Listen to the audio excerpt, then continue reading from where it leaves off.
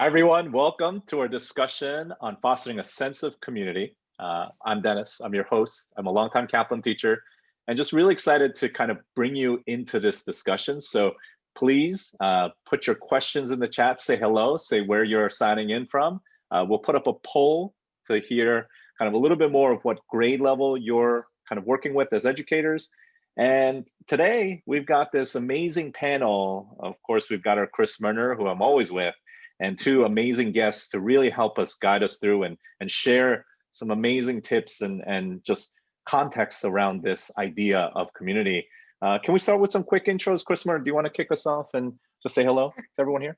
Yeah, sure. And really great to be back. And I'm so happy to have Molly and Kristen here with us. So I'm Murner. I'm the Director of Instructional Design here at Kaplan. Been here 19 years this month, so it's a long time. and I've had a real great opportunity this year to get to know many of you and to share a lot about what the challenges of this year have looked like, in your classrooms across the country. And we really appreciate all of the input that we've gotten. This is the last webinar of the year for us as we wind into the holiday season, and just really excited to lean in today and talk a little bit about building online community. Awesome. Molly? Yeah, hi everybody. My name's Molly Johannessen. I used to be a Kaplanite, and I am now a director of education at a medical school, the University of Medicine and Health Sciences. And this aspect of community has been super important in our world because we have students who are all over the world. They don't know each other, they don't know our faculty, and some of our faculty are all over the world. And so this idea of pulling together a community has become really a hot topic, and I'm really excited to dive into it and to hear from my expert friends about all the ways that they have created community and talk about it with all of you. Yeah, we got some emails before this webinar just asking some real specific questions that we'll definitely get to today. Kristen, hi. Hi everybody. Kristin Smith. So I have been with Kaplan for 14 years now, and which feels crazy.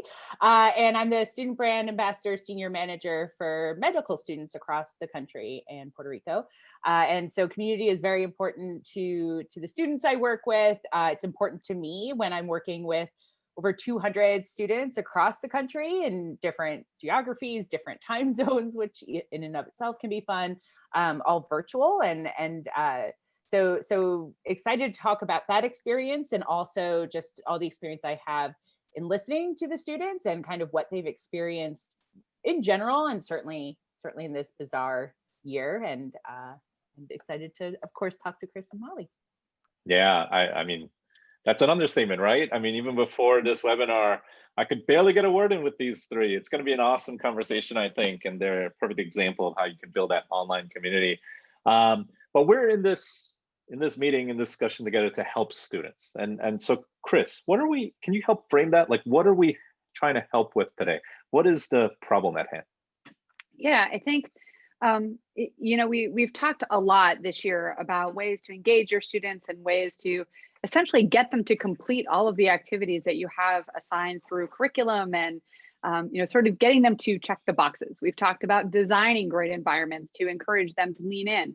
But I think one of the things that we brought up in the last webinar with Chris and Sam was about reaching students for students' sake. And out of that kind of organically grew the need to talk about community between students and between faculty and students. And last year, even as crazy as it was at the end of the year when everything pivoted to online, there was a pre-existent relationship between students and faculty, and between students themselves that just wasn't there this fall when you had a new cohort, particularly that matriculated in an online way where it had previously been in person. And so as this school year has kind of, wound up and wound down at the same time, right, towards the holidays, the end of the first semester, we're into this zone of we haven't really come together as a class in the same way as we would in person. What can we do about it? And so I know, Molly and Chris both have some great ideas, and we're looking forward to hearing from our our panelists and our attendees as well, you know, to hear what you guys are seeing on your end and what you're doing to try to get students to kind of come together and, you know, let their guard down a little bit and be authentic in an online environment. Yeah, I love it. I love it. So who wants to dive in first? What can we do here? Because we've heard from a lot of students, a lot of teachers. You know, both of you have a lot to share. So Molly, maybe you want to kick us off with some of your thoughts? Yeah, I can. I certainly, I think this issue has come about from a perspective where we started. You're right. We went into this emergency online teaching experience when everybody had to go home and we had to figure out how to do it. And we couldn't think about creating community. We just had to think about creating a digital learning environment, right? And I've been a long time attender of these webinars, so I've followed along with everything that we've been talking about, and send you personal messages here and there. But then we got to the point of thinking, okay, wait a second. We used to be, we'd arrive to class 5 minutes early and somebody would show up and some student would want to ask you something. And because it's uncomfortable to have everybody in the room and not say anything, you'd ask them how they were doing. And now we're in this online environment. And here's what happens when everybody shows up and they don't want people to see them. You sit like this. And nobody sees each other's faces and nobody knows that you're even there because you could be hiding behind no screen. And so we have to create this environment where we're vulnerable to our students. And we don't also want to show up 5 minutes early because you're afraid of what they're going to ask. And so I think that we create these instances where we are blocking out the opportunity for community when we maybe need to lean into them and see what they feel like and see what they might be.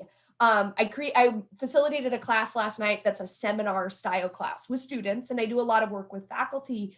And I specifically was like, I'm going to try this out. I'm going to see if I can lean into this and see what the students feel. And this is the second time we've met. And I said that most of them are in Puerto Rico. So we'll just put that on the table. And I live in Wisconsin where it's cold right now. And it's supposedly going to snow tonight. So I was like, all right, guys, how's the weather in Puerto Rico? Somebody tell me about this tropical storm that I believe went past the island and all these. And they all just stared at me. And I was like, okay, so round one, fail. I'll try it again in a week when we meet again. But I think that those things are important to begin to open up. And they did open up as the class went on to the topic. So at least we created that. But I don't know the best way to create community. And truly, I turned to Chris Murner and said, how do I get people to talk to each other and create a community? And she said, I don't know. We got to keep talking to our community and we got to pull it up and we got to come up with ideas and think about how we can do this. Because we've got these learners who have never met each other and they don't know who each other is. So they don't trust them and they've never met us and they don't trust us. And if we think about that, to create that relationship, you have to be vulnerable and allow for people and allow to make mistakes and ask people about the weather. They don't care. They don't want to answer, but also to trust them and to give them a second opportunity. Yeah, makes a lot of sense. And I do want to take a moment to say hi to Susan, who's been a longtime follower as well. Welcome back. And just remind everyone to chime in. I think one of the most, Chris alluded to this, but one of the best parts about these times that we get together is when we all share and chime in and share comments. And I'd love to hear from you, your response to Chris's question. It's not about the weather, but it is about the challenges you may be facing in your own online classrooms in regards to community. So please let us know what you'd like us to specifically address and comment on. And I'm with you, Molly. I think at the beginning of the year when we all went virtual and we were kind of discussing this, is that, you know, we already knew the students we were going virtual with. We already knew the teacher we were going virtual with. So there was kind of like this sense of, you know, like, let's survive together. You know, I don't know why I'm thinking zombies, but, you know, that kind of like attitude, right? But you come back to this school year and it's brand new. And it's like, there's no longer that connection. There's no longer that sense of belonging. There's no longer that sense of like, I'm part of this group. Why am I here? Other than I'm in the same Zoom room or whatever it is together. How do we address that? And Kristen, I'd love to bring you in. Like, what are you hearing from students? Like, we've heard a lot of things, I'm sure, but what are some of the main themes you've been hearing from students as they comment in and give feedback? Well, it's funny because I actually feel like there is this really great opportunity for where there is this need for community from the fact that we're all virtual, from the fact that it's extremely stressful. I mean, this is what like feels like 30 years, but it's almost a year now of going through this. And just and for students, especially whatever the age, I have a second grader who is constantly stressed about the idea of like being virtual and like how that works. And today's teacher was absent. That was very stressful for all of us figuring out.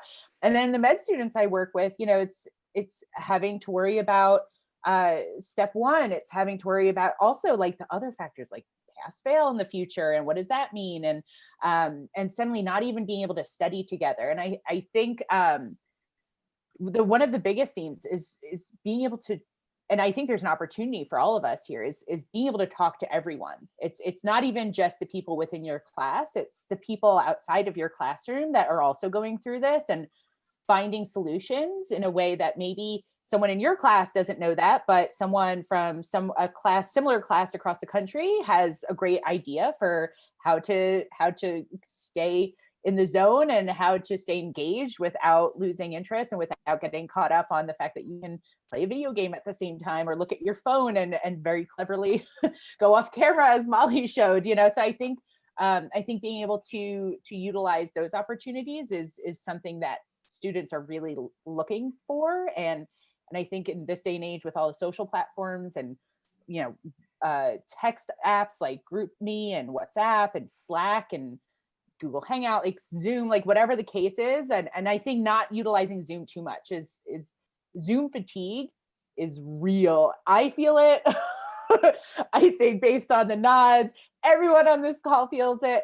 And I know that is something students are feeling like tenfold, and figuring out a way to communicate and engage without always having to be on Zoom is also really important. Yeah, we've got a few comments coming into just the panelists. Again, if you'd like to share, please make sure you're responding to panelists and attendees. But we've had a couple of comments from Cassandra and Mary Ellen, how first-year medical students feel especially isolated, that they are the only ones struggling. Such an important point. And how Cassandra has had her her college classes have some online icebreakers. So I guess I think we framed the problem now, Chris, right? Like, so you wrote a really great blog last week around this topic. What are the first steps? How do we get to that vulnerable state that Susan has mentioned? How do we get to this place? Right, and it's tricky, right? Because, you know, in Cassandra's post, she indicated, you know, we had activities that we would do to blow off steam, like and that, you know, we were talking about this as we were prepping for this webinar, that, you know, you'd have like the orientation barbecue and everybody comes because they're getting a free sweatshirt, but the side benefit is there's small talk and organic kind of conversation that happens because you're forced to hang out with people in a small space, which we can't do now.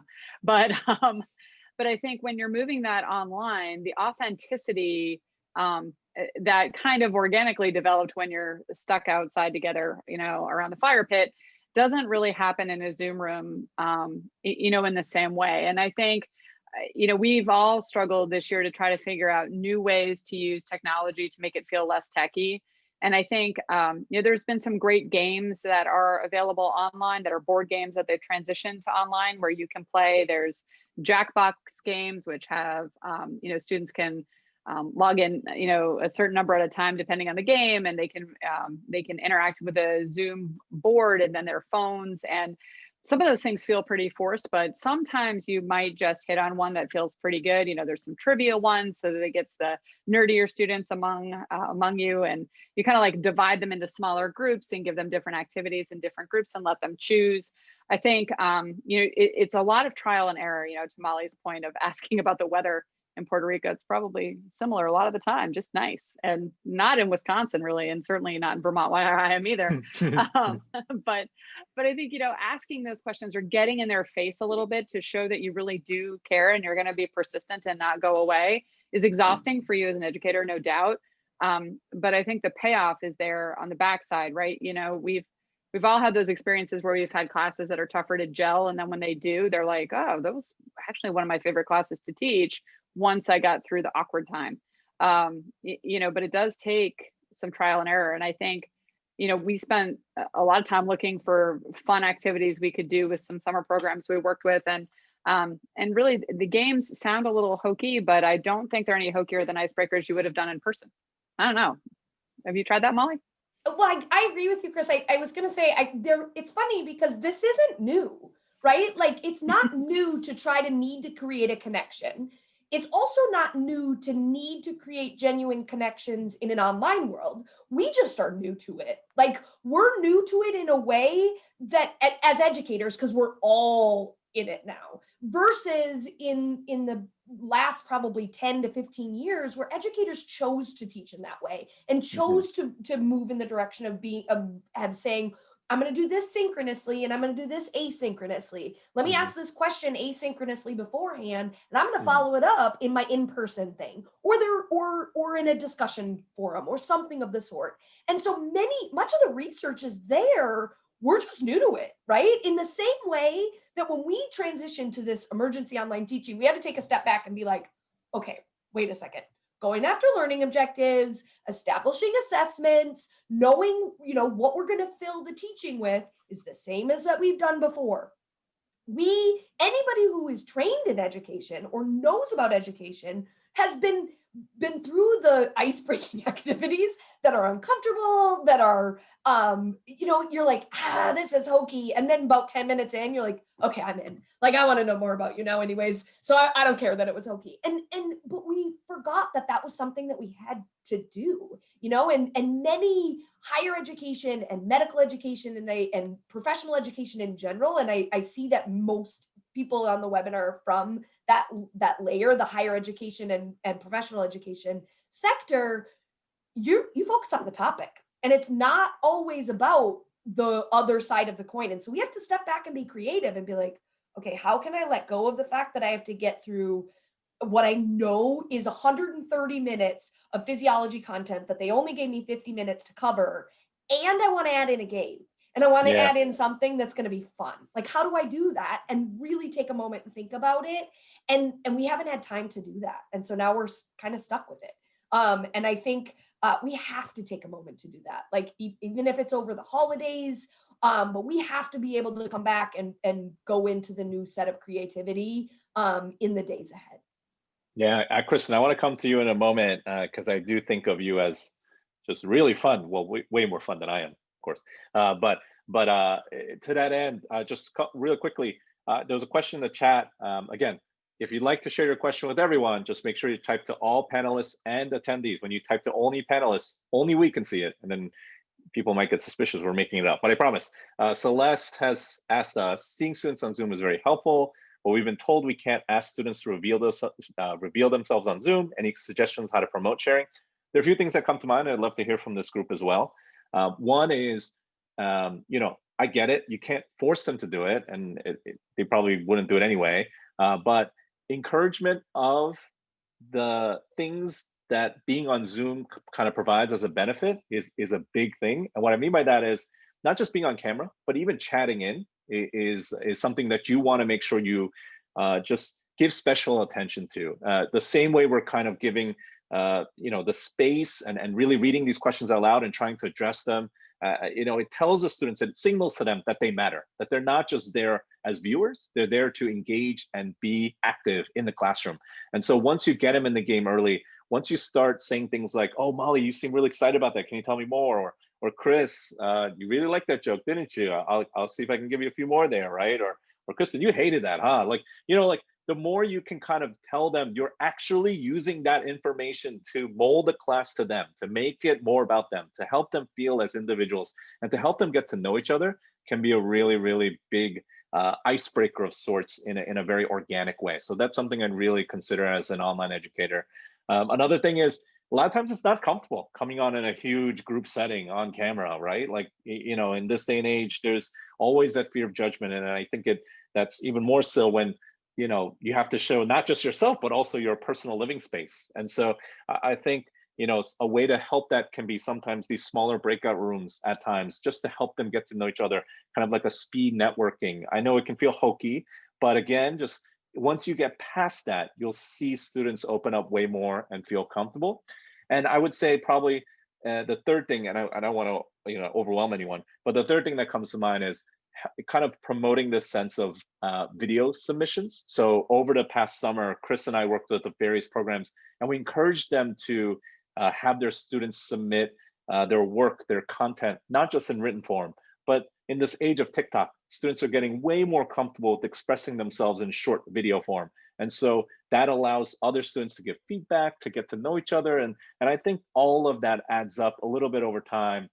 The most important thing is don't give up, right? Like, yes, not everything's going to work. Not everything's going to land. Sometimes you're going to get the blank faces for sure, or what you imagine as blank faces, just because, I know we all imagine that. But one smiley face emoticon at a time, I think you'll be able to get and reach your students. And honestly, once they know you care, and once they know that you actually want to be able to support them in this way, I think you'll see them continue to open up over time. And that's maybe the message I want to share there.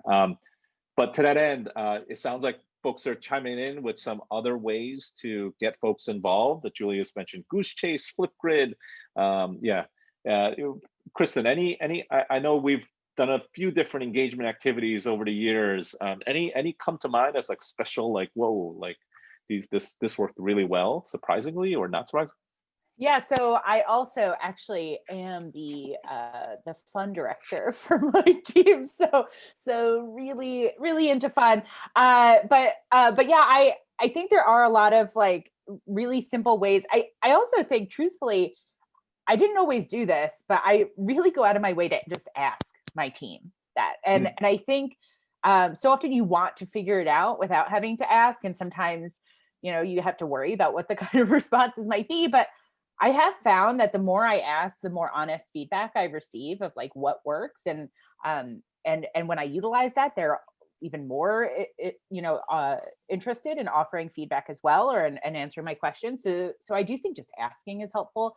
Finding the things that are working now. So even there's like games you could play. Like Among Us is a really fun game right now. I love that game so much. And and shout out to my student brand ambassador, who is now the community director for that game, actually. So wow, that's pretty cool. Okay. But so that's, you get 10 people in a room and you can play online, and it's kind of a fun, different way to connect. And little things like that might not seem like they can impact, and I don't know if that's available for everyone to do, and probably not, but little things like that might not have any relevance to what you're actually working on can still have a huge impact in the engagement and the community that you're building. We played a game I'm on a new team with a bunch of different people. We played Truth and a Lie. It's kind of a stem off of the Jimmy Fallon game. And it was a really fun game to find out, to learn about each other and see, just see how they can lie, and see different facts about them. Oh, look, Susan. Yeah, Susan did Truth and a Lie. Exactly. Yeah. I love it. So I think those kinds of things can be really engaging, and maybe it's a bit forced, but because of the format of it almost forces you to have fun, to be honest. And it just becomes more authentic as you go on. To that end, just to add to what Kristen said, I think somebody, and it's upwards a little ways. I think Julia said, meeting students where they're coming from, because I think our students are connecting. They're struggling with connecting to each other right now when they don't know each other. And so, but if they did know each other, when you're standing in front of them in a lecture hall in person, if you don't know that they're chatting with each other, let me be the first person to tell you that they are. On their screens, there is some form of communication to each other. When their phone is right here, they are chatting to each other, likely about something about you.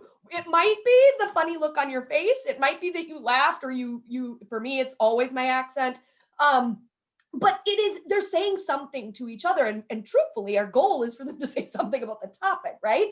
And so if you can figure out how they're doing that, if they're on WhatsApp, or they're on Twitter talking to each other, or they're on Google Meets talking to each other, and you can create an experience for them to do that, meet them there. We're meeting them where they're coming from. And that's so critical to Makes find sense. out where that is. Right now, it's hard because they don't know each other. And so we have to start it.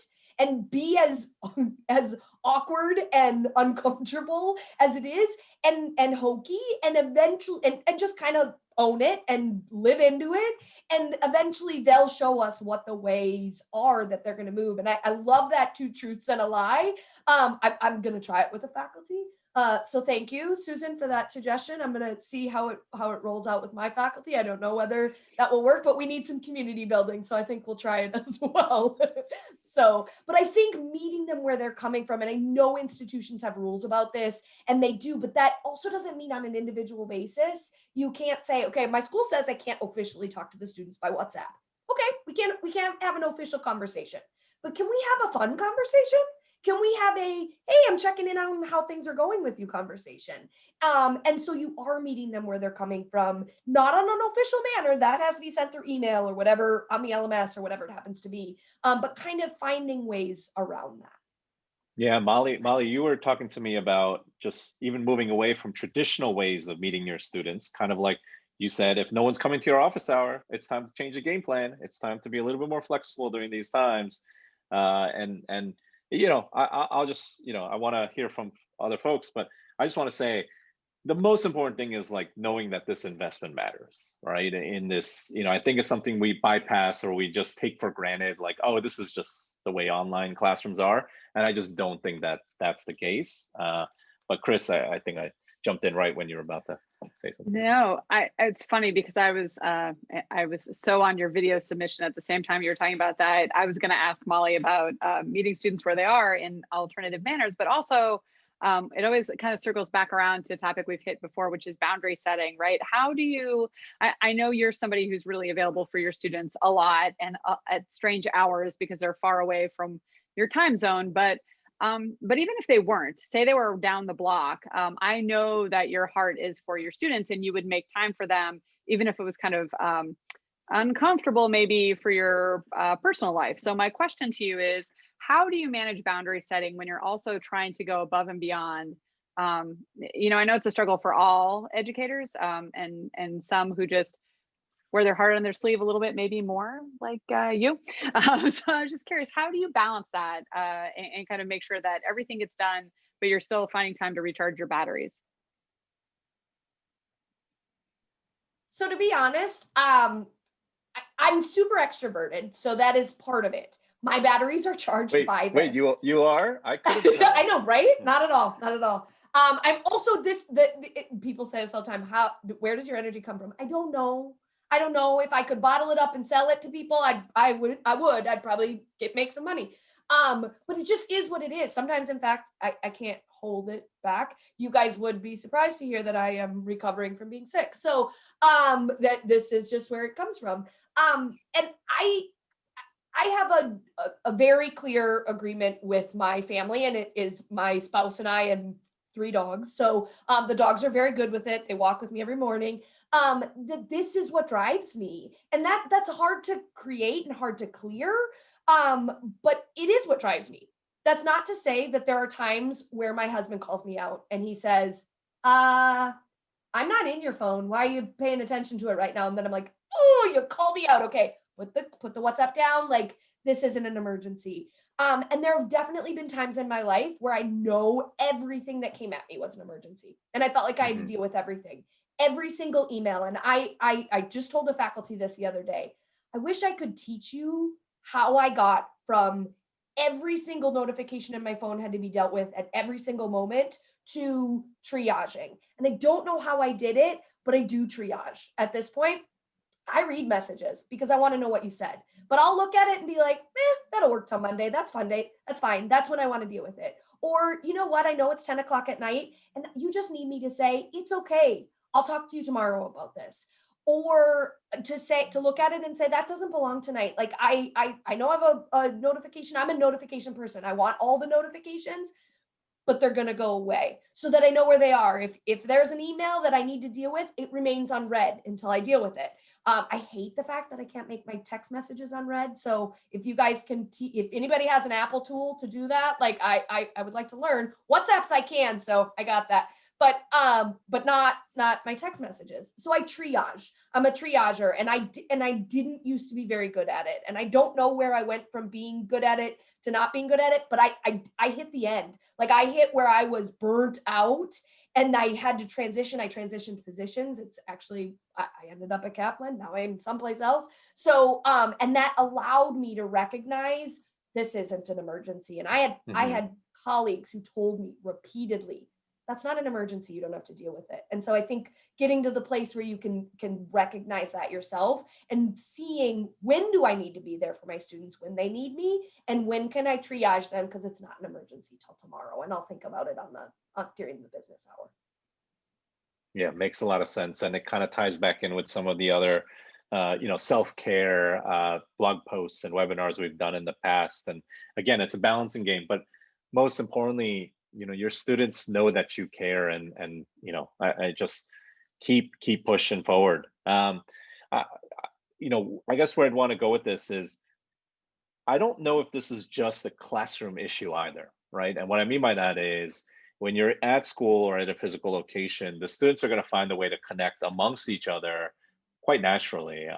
They're going to be able to either get each other's number or, whatever it is, Twitter handle or whatever it is to start that communication.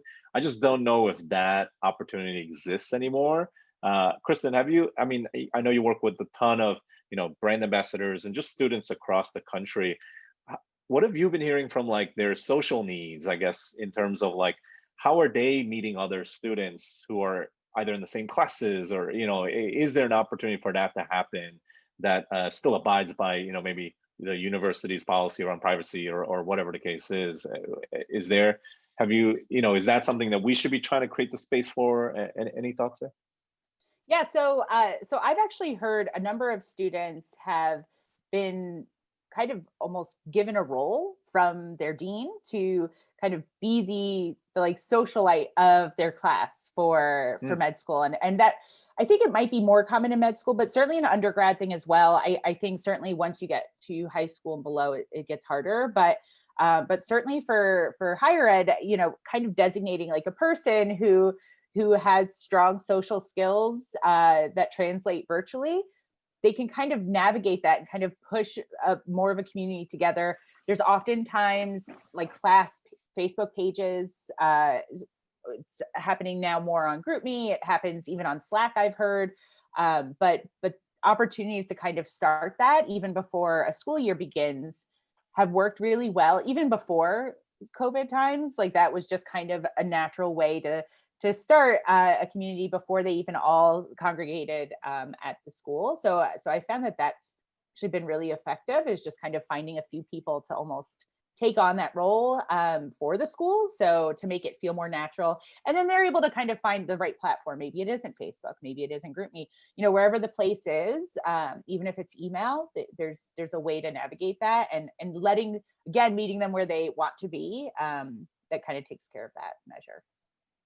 I think that makes a lot of sense, using the few to get everyone else more comfortable. I've definitely used that, not intentionally, but I'll email if Chris Murner and I really jived in an online class and she just responded to me a lot in chat or said LOL to some of my dumb jokes, right? I would email her after class and be like, listen, Chris, I really appreciate your engagement today. I'd love to keep leveraging a rapport, and I try to use less, words like that, but really just try to make you understand that I appreciate how much you tried and how we can kind of use that to get the rest of the class involved. I think that's another really great suggestion that you could utilize at like a smaller scale, even if your university is not taking that approach with the larger student body.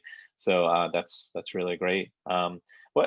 Okay, so we're halfway, a little bit more than halfway through. I kind of blew by my usual like 20-minute recap. I know, Molly, you were looking forward to it, but what we've heard so far is, listen, we have to try. Even if it falls on our, even if we fall on our face, we have to be vulnerable. We have to try.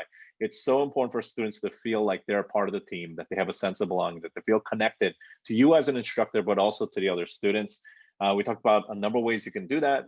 Some artificial through games that, artificial isn't a bad thing, right? It's, as Kristen said, you're forced to have fun because they're games. And through that, you're going to be able to build that sense of connection.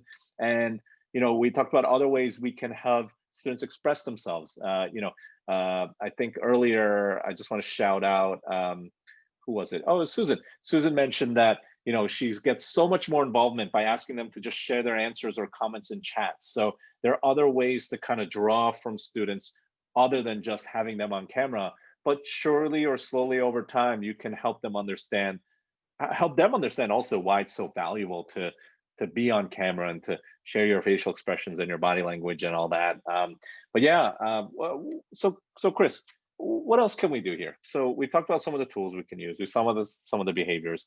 What else can we do to kind of push forward with this building of community? What are some of the other things to consider here? Well, I want to draw attention to Julius's use of the writing methodology that he has to implement for his district, and he's asking students their kick of the day, like write about what are on your feet right now. What are you writing about? Is something that I can just see them going through their closet in the morning, like, I don't want to wear these. I want to write about this. That's not cool. I want to find my favorite thing to write about, and and that bleeds into their personal space in a way that doesn't feel invasive.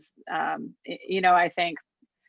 It's first I've heard about it, but I can only imagine, my kids, my daughter in particular is a huge fan of the sneaker game and would be like, oh, today I will write about this one, and I could see her excitement bubbling up about that if that were her prompt. And I think just being really cognizant of where your students are at, right? That was not phrased well, but you know what I mean? Get in their space a little bit and where you can integrate personal opinion with curriculum, that's so great, right? Something that matters to them. And that's where that video submission or an audio submission or, a little creativity goes a long way towards building rapport.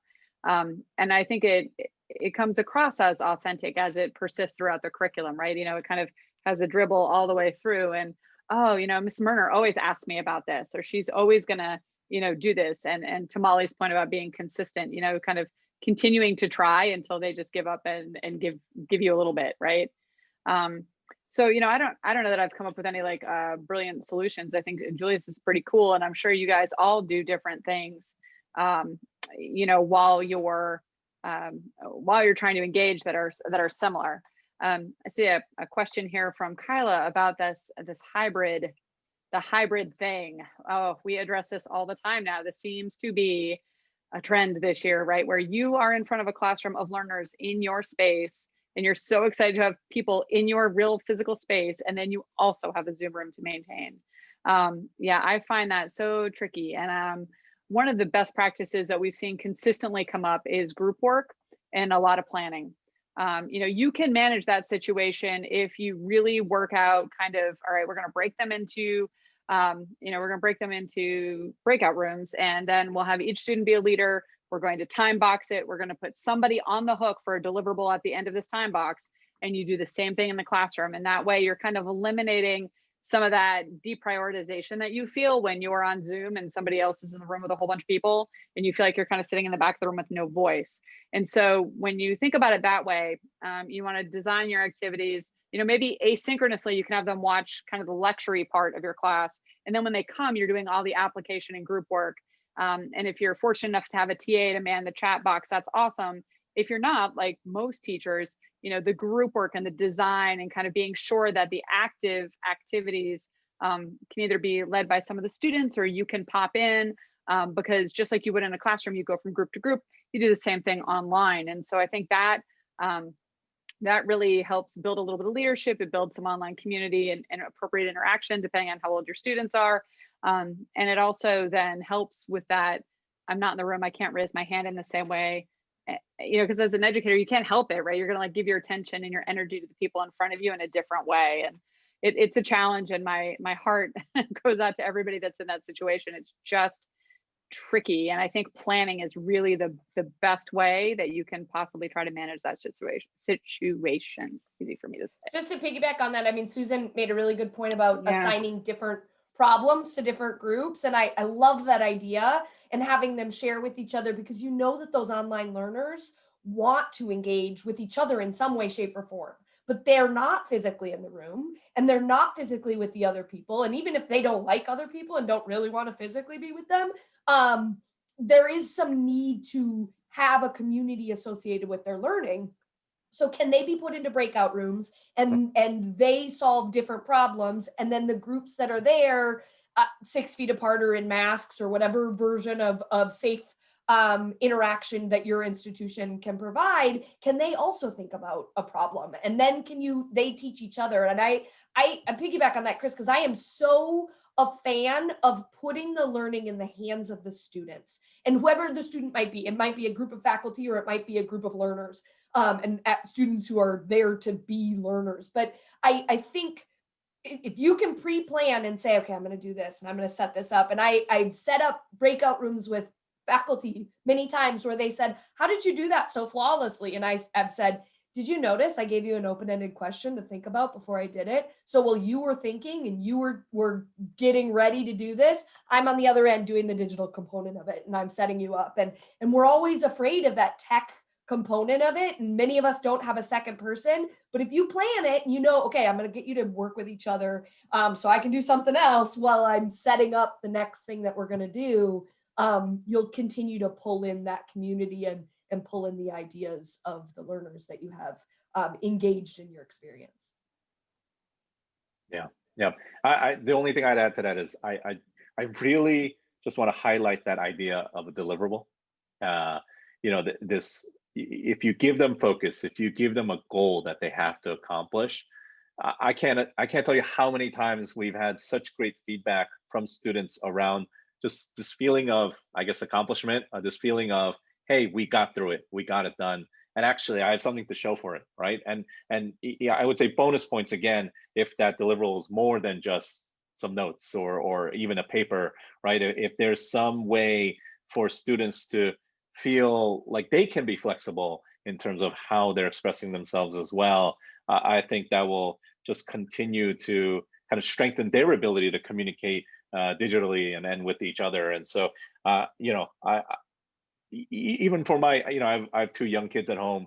For them, they, in this time, they're always running to me to show me what they accomplished in school. And so it's always it's great to just provide that, right? Just because you're virtual doesn't mean you can't be a part of it. It just means you have to be a part of it in a little bit of a different way. And that's totally fine, because you're still going to be involved and be able to make that happen. So I would say, when in doubt too, if you're looking for something to create, remember that every single cheat sheet that any teacher, professor, whatever, ever said that you can make to take to the exam was made to talk you into studying. And so if we're lacking any other ideas, have your students make something. Pull up a Jamboard, and I want you to create something together. And maybe they each create a different area. There's the creativity already there, and it's useful to them because you're tricking them into studying, even though they don't want to work with each other to do it.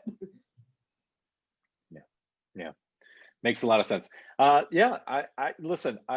There's so much we've kind of already talked through in terms of different things we can try. I do want to, I guess, what I want to dive into a little bit more is going back to the why. Like, I've had this question before, even just personally, like, what are some of the principles behind this? Like, what actually does this tie to from like a learning outcomes perspective or from instructional design perspective? Like, what's the science? Like, I get it. It works. Students, when they feel like they are part of a team, they're going to work better together. They're going to encourage each other, help each other out. But, Chris or Molly or Kristen, like, why? Like, can we explain a little bit of that real quick? Yeah, and I'll kick this to Molly here shortly, because this is like her favorite thing to talk about, is the research that she delved into the minute we talked about this. But social learning is important, right? It's at least half the battle. And there's old adages that kick around, you know something when you can teach somebody else. And so peer-to-peer interaction, and holding each other accountable and all of those things that happen when you're in a cohort are really important. And they do keep students on task, and they do keep things moving forward.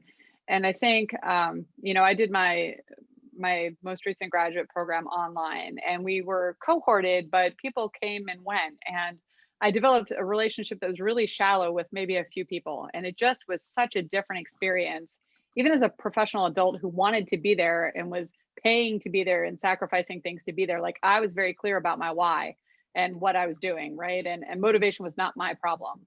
But having that lack of accountability and that lack of relationship was really uncomfortable and different for me. You know, like Molly, I'm an extrovert. I like to have interaction with people, and it just didn't motivate me in the same way. You know, I think when there's an intention made, it makes a world of difference. You know, the one class that I had where faculty were like, hey, we're actually going to get together off, you know, off of this LMS thing and, you know, and get together and meet each other. It made a huge difference. And that's where those relationships even were able to take place. So there are, you know, there are lots of research studies, and I'll let Molly talk a little bit about some of them. But for me, you know, I think the one that made my heart sing was that students persist more when faculty show an interest in their lives and in what's going on beyond the classroom, right? There's more of a holistic accountability and I'm seen. You know, we talked a lot about that on these webinars and in blogs about the need for students to feel like they matter, because they do. I mean, you're an educator because you love pouring into students and you have a passion for your subject area. And so that authenticity, it's like the 50th time I've said that, I think, in this 45 minutes, really resonates with students, and it makes them want to learn more. And I think fostering those instances where you can be authentic and in their face, whether it's about your subject matter or whether it's about, you know, what sneakers they're wearing or, you know, what the weather's like in Puerto Rico, all of those things, you know, resonate with them in a way that helps them be seen, so that they're more accountable. Chris, you hit on most of the topics. I mean, ultimately, this concept of making sure that you're creating a community and supporting each other. I said this earlier. It's not new. Certainly the research centered around how to do it virtually and how to connect to each other in an online environment is semi-new, but as Chris will know, I looked up some research about, and we're looking 10 years ago, right? And it's, okay, so you're creating an online class. Why do you need to have connections? Well, none of us learn in a bubble. None of us learn in a silo all by ourselves, even if you're like me and you live with one spouse and dogs. Like, even I don't learn all by myself. I'm on these meetings with other people, learning what it is that they're saying. I am talking to the various different people online. I am going out of my office and talking to my husband about it, and I'll get really excited about something and go out and try to talk to him about it. And he's like, you know, I'm in the middle of this old house, right? Can you just check back later after I'm not learning about how we're going to build and, you know, enhance our house? And so we're all trying to have this connection to not only the topic, but also who we're learning with, right? And the people. And I think many of the literature associated, especially with faculty development and curriculum development, is when you're identifying and you're creating a learning experience, how are you connecting your learners with the material? How are you connecting your learners with each other? And how are you connecting your learners with you? And those are pretty simple questions, right? But when we're creating a curricular plan, and you can call it a lesson plan, or you can call it your set of learning activities that you're going to create in a lecture space, or you can create whatever you want to call it. The literature gives it all kinds of different names, right? Can you answer those three questions? And if you haven't, this is besides the learning objectives and how do the assessments match the learning objectives, which is a whole nother area that you got to rope into it, right? But how are your learners connecting with the material? Have you created an experience that you're going to share with them, something that will resonate with them? How are they connecting with each other? Have you opened up the environment to be able to allow them to connect to each other? And that can be synchronous or asynchronous. It doesn't necessarily matter, right?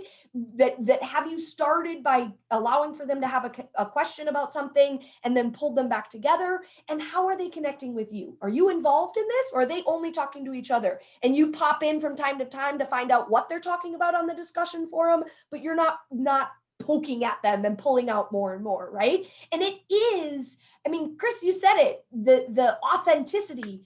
but I'm going to pull in another word which is genuine. And there's a lot of research that says you do need to be authentic, you do need to be genuine, or at least be perceived as such. And to be completely honest with you, it's too hard to pretend to be genuine and authentic. Just like maybe dive into it and lean into it and try it out for size, and it'll probably begin to fit eventually. And if you don't have at least some excitement over what it is that you're teaching, like pull in something that you're excited about. And I don't care what it is. Like if you're like, hey, look, my dogs are over there and I just want to pull that in because that's what I'm really excited about today, then at least your students will begin to see where you are as a human, and that genuine connection that you have with them. Ideally, it's the material, right? Ideally, you're excited about that. But even if not, pull in the other side of it. No, that makes a ton of sense. And okay, so I like those three rules, right? Again, it's how are students connecting with the content, how are students connecting with each other, and how are students connecting with you as the instructor. There's probably, I would say, one more piece of the puzzle that I'd love to discuss here, right? Which is we've talked about how students can connect with each other. Kristen, I love, what university has been doing to kind of set up a few students to kind of get the groups going. I mean, I guess that would happen naturally anyway, but really giving them the space to be able to do that, that's great. And then we've talked about a lot of different strategies to be genuine, be authentic, to be real, right? And to be vulnerable, and to tell students it's okay to get to know me as a person. And that's big. So the last piece, I guess, in the last few minutes we have is the teacher to teacher, the faculty peer community. I don't know about the educators in the room, but for me personally, I draw most inspiration from my peers, right? I love seeing how they're teaching things. I love to see, when they ask questions so that we can kind of work out different ways to explain certain types of questions or problems or content areas. And how do we get that to happen, right? The break room, where you were, sharing ideas, or even just providing support for one another. Are you making those connections today? I mean, that's maybe something I'd throw out there. I have the three of you been seeing that at all across campuses? I have a lot actually, and I think we're struggling in those communities, especially in places where I work for a school that is on a Caribbean island. Okay, so when COVID happened, a lot of people left and they needed to go to other areas where they were from, their homes, take care of family, what have you. And so now it's hard to pull that community together, which is its own level of struggle. But you feel that with an institution where people are working remotely and nobody's physically in the same place either, right? But have any of you been to a learning focused meeting recently? First of all, I would have to look at the number. We're at 35 people today. Okay, so we're at a pretty good number. We've had more, we've had less numbers. But have you been to a learning focused meeting where somebody legitimately went through the time to pull people in to talk about various different topics? And I say this because I actually left a meeting to come to this one today, and it will continue tomorrow. And there's a medical education meeting beginning of next week. Right now, you can't get people to stop talking in those rooms. Like, you can put people at a table and ask them to network at an actual physical conference. And guess what people do? Yeah. And they think they should talk to each other. They know they should. They know there's a topic, and eventually somebody will say something. But now you put them in a Zoom room, and we're the worst students because everybody's like, do I come off camera? But once somebody establishes that that's the expectations, you can't get people to stop talking. Like, people are trying to talk over each other. Somebody wants to know what you said. We want to know about this. We want to know about this. We are craving it. And so I think if this is something that you are seeing at your school, in your community is lacking, we got to create the space for it. We've got to create an environment. I had a faculty meeting a couple weeks ago where I literally had 5 open-ended questions. That was it. That's all I wanted to talk about. And we were there for 2 hours because everybody wanted to share something and they wanted to connect with each other. And I think that somebody has to step up to the plate and make it and say, here's my Zoom room. Let's meet. Here's the time. Here's some questions. Let's talk about. But if that's what you're seeing, that our faculty are just like our students, they want that community too. And they want us to pull together as a community, and we have to create the space for it. Yeah, craving is right. And I think that's why these webinars have gone so well, it's because of the input from the audience in wanting to share and wanting to help each other and share solutions and challenges.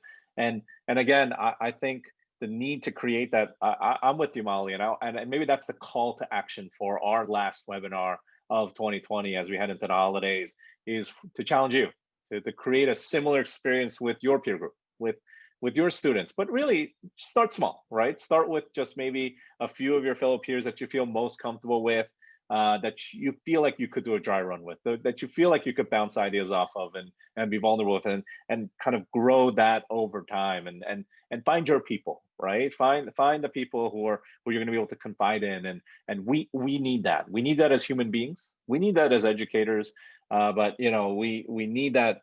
We need that connection to be able to keep moving forward as well. And really just want to encourage you and let you know that if students know you're trying, you will be able to get them to a place where they'll feel comfortable engaging and just being part of it. This has been great. We've got 5 minutes left, so I do want to go around the horn real quick, give all of you a chance to say some final thoughts around this idea of community, and maybe some of your top priorities or your biggest tips. You can rehash what we've already talked about, and then we will say farewell on this series, at least for now. We'll probably see you again in the new year. But anyway, who would like to start?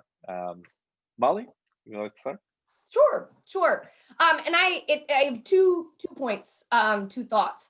And the first is to piggyback on Susan's comment, the last comment in the chat, which is that it's hard to find time to do this, but it is so important. And I equate it to, I work with medical students and at a medical school. So, but it exists across the continuum. When students say, I can't find time to do that. I can't find time to study that. I can't find time I can't do practice questions because I have to review all the lectures, and I have to watch all the videos, and I have to do all this. And that we say so often to learners, can you afford not to?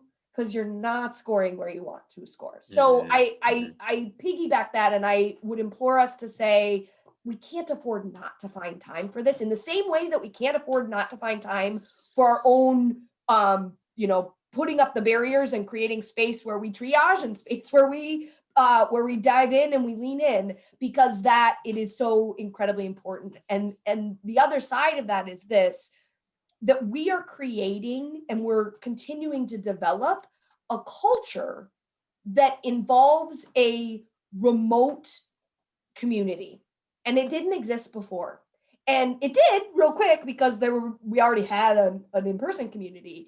And so don't forget that it's like turning a giant boat. I was going to try to come up with one, but I'm clearly not a boat person. But a giant something that we got to shift the culture in. Sometimes it's like, that wasn't really very good today. But then coming back and trying again. And so know this, that the Kaplan community is here for you. And I'm going to even put myself in the Kaplan community because I used to be there. And so I'll say it, that we're absolutely here to support you in your shifting of cultures. And that is a part of creating those communities that exist. And so, I think I can probably say for most everybody else on the chat and in this session, that we want to support your community. So when you fail and you need to come back to us and be like, hey guys, I failed miserably at that.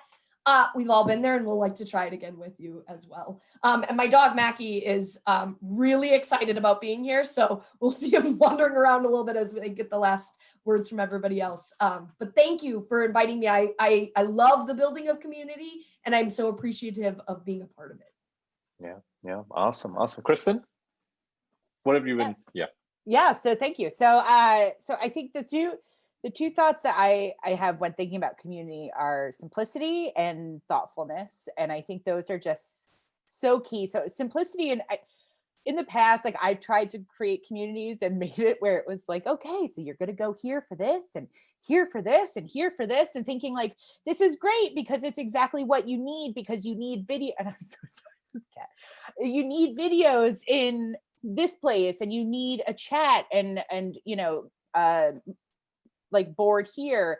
And the reality though is that the more platforms, the more directions needed, the less likely it is for people to truly have an interest in being a part of that community. And I think that goes so much more so nowadays, where it's just exhausting to exist in 2020 and to adapt to all these new ways, to add on to that something that should be fun and engaging, and making it harder can be so challenging.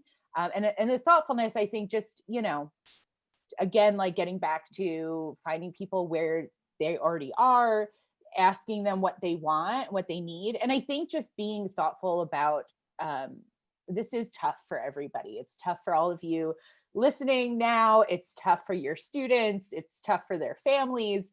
And that even if they're not on camera, trying to help get them there, like those kinds of things, and not being too critical of it. I think it's hard. It's so hard for these students too. And you all know that I'm saying, I'm preaching to the choir, but I think that I think the thoughtfulness and the simplicity are helpful. And thank you for having me. This has been so fun, and love always talking about students and community, and certainly with this wonderful group.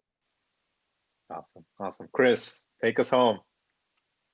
Yeah, this has been an authentic cats and dogs filled conversation and series. So I really, I'm very fortunate to work with a great online community, and it's like the perfect setup, right? I mean, I work with these three wonderful people off and on, and not as much as I'd love to, but I think making the time even to do this has been good for me, in a reaffirming way about our shared passions. And I think, these webinars and all the content and the things that we've generated this year have been, really a really great deep dive into what's going on, out in the greater education community. And so if you have feedback for us, please give us feedback on the blog, give us feedback, back to the emails where you registered. We would love to hear from you and love to hear your situations. And, as we'll be looking for topics for next year. So I hope you all have a wonderful, safe holiday season, surrounded by the people you love, and really appreciate you spending time with us today. You're amazing. Thank you for coming. Best of luck, and we will see you soon. Have a good one.